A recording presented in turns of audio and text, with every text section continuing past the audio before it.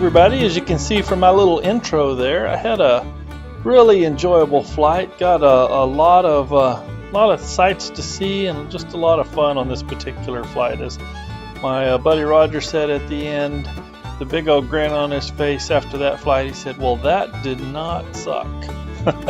It was one of the better flights. So we'll get launched here, and it was about 4 o'clock in the afternoon. It's winter time, so sun goes down I think 5:50, 6 o'clock ish, and it's a bit thermally here. This particular spot, if you look off in the distance, kind of hard to spot in this action camera with my Verb, but a couple of my buddies are over there, and boy, they got into a big thermal. They I think they, on their GoPros, they got some nice footage of following some birds that were soaring in the thermals, and it's one thing interesting. I'm getting a lot more comfortable with the bumpy air, and I'm tempted to go over and purposely thermal, but I didn't do it. But certainly I rode a few of them. But here I'm just going to cruise down. A lot of the folks driving into Houston, you can see one side of the road is just jam-packed with cars. Made me so happy that I was up in the air, just enjoying the scenery, doing some cruising, getting a little sun.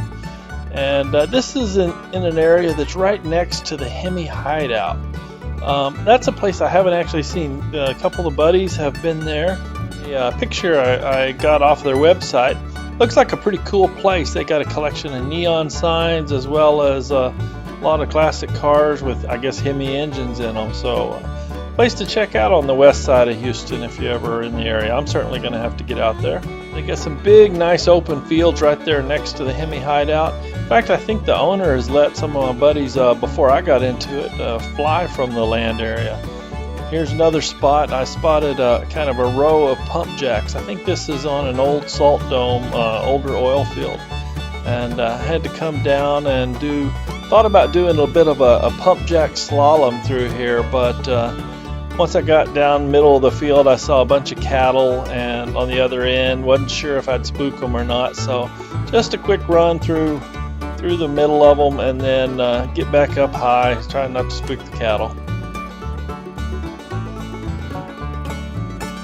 And cruise up high, and as you've seen in some of my prior videos, I'm getting more aggressive on my turns, but I wasn't out to do anything fancy here. So this is kind of how my gentle turns are.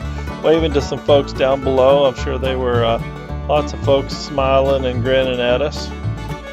Get a glimpse over here to the left. There's a couple of vehicles, a couple of cars. Apparently somebody had a bad day. One of them had run off the road and smacked his front end into the ditch, but also into a telephone pole. Here I am chasing my buddy Roger along the water side, just enjoying a great day. And here I stumble across big groups of them, but here's one particular feral hog that was out in the field, tracked along with me for a little while. You know, he's trying to get away from me, not realizing which way I'm going. He's just running blind. Eventually he kind of veers off to the right, and I let him go on in peace. Tear up some more of the farmers' fields, I guess. But so many of those suckers out there all over the area. You can see them tearing up some of the farmland. And here's one of the spots we often fly around. If you look up in the sky, you'll see an ultralight. I think my buddy said it was a Quicksilver. This is a guy that we've seen fly with us several times. He's been in a couple of my previous videos, but it always just brings a giant smile to my face and my buddy's faces. I know we see him up cruising around with us. The last little clip of him up ahead, turning around. I think he must have been running low on fuel, so he didn't spend a lot of time in the air with us, but that little bit of time was again lots of fun. Here as we're getting closer to the late part of the evening, winds were dying down. It's getting super nice. Got 3 of us here cruising up one of these fields. Just picking a different path through between the trees, and man, just with the sun shining, I know the guys were talking about this part. It was one of the funnest parts of our flight, cruising through here.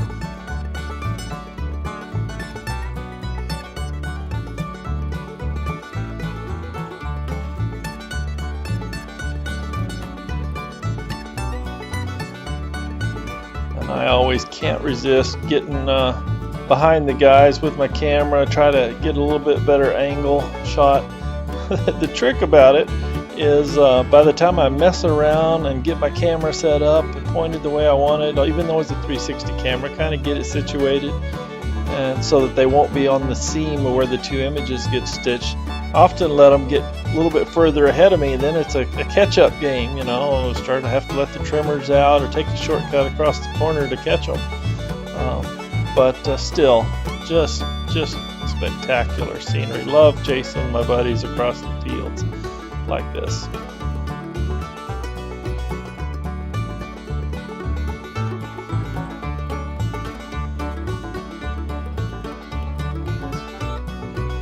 And here's the situation. I had my sunglasses on, and if you look up ahead, there's the water. There's a tree right near the edge of the water, and I'm going to fly right over it. With my sunglasses on, I kind of know this area pretty well, and I was staying high, but I flew over this tree. I didn't see it as well as I should have. I kind of spooked myself. So I get up here a little bit ahead, and I decided, hey, it's time to take the sunglasses off. Make sure I can see better.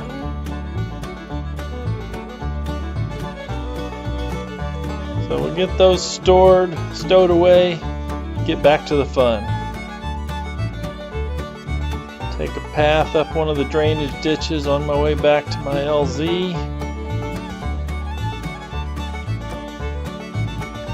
I don't think any of my flights would be complete if I didn't have one in the buzz past a construction site. So here we'll go past one of the main ones. I go really close to my landing zone.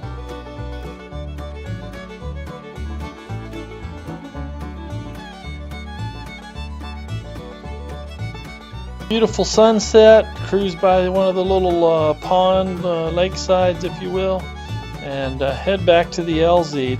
This is where I did a power off spot landing, but if you look, there's a black Jeep. Kind of a funny story. Black Jeep leaving the area. He was down on the other end. One of my other buddies had buzzed by. I think he said he ruined the guy's day because when he buzzed by, all he saw was the one guy sitting up in the vehicle, and then another, just as he went by, then another head popped up, and the guy came down. They decided to leave after he landed. They did come down and say hello, but he said the girl in the passenger seat had a pretty sheepish grin, so he's thinking he might have ruined that guy's day by buzzing by and kind of scaring him off. But anyway, I'm going to do my power off spot landing. Got the engine cut. I'm trying to land on a particular spot here, and pretty happy with it. It's, that's a skill for those folks that aren't paramotor pilots just watching this. If your engine goes out, you want to be able to hit the spot on the ground that you intended. Basically a safety consideration, so you always have a safe place to land. And there goes the guy in the Jeep. I get the wing on the ground, guy and his lady friend. So hope you guys have a good day. I know we certainly did, and we'll catch you on the next one.